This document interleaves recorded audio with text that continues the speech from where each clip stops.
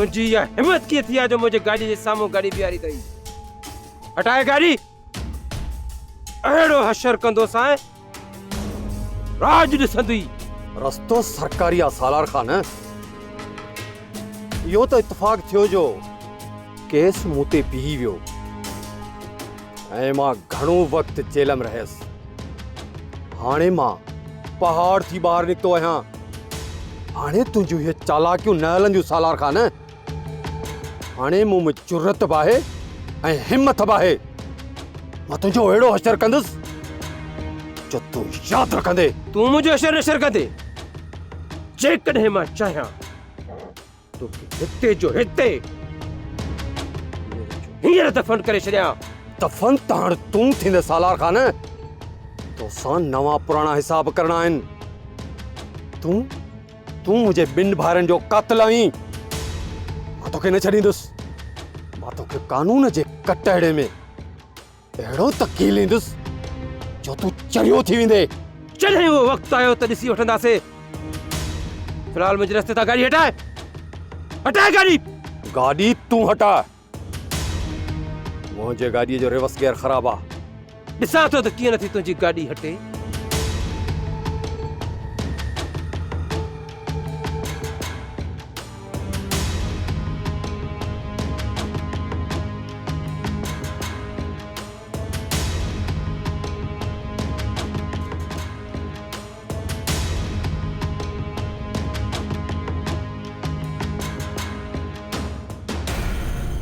पर कहिड़ा हाल अथई?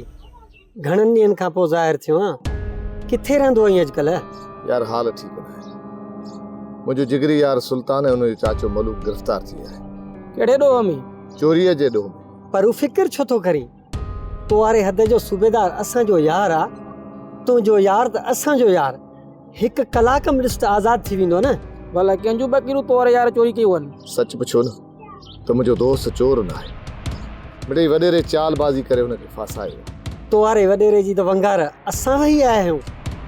किथे यो ॾोह असां खां त कोन थी वियो आहे। का ॻाल्हि न आहे। तव्हां मुंहिंजा ॾोही न आहियो। इहो सभु अणॼाणा ई में थियो आहे। असुल ॾोही मुंहिंजो आहे सालार खान। इन सालार खान खे त मां ॾिसंदुसि चङी तरह पर हू चई छॾियो सम्झ लोह ते लीक अची वई। हल तली सूबेदार सां ॻाल्हायूं था।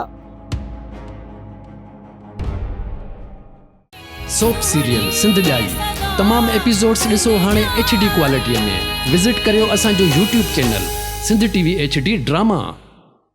सब्सक्राइब कयो असांजो official YouTube channel Sindh TV HD drama ऐं वधीक अपडेट लाइ बेल आइकन खे क्लिक करियो।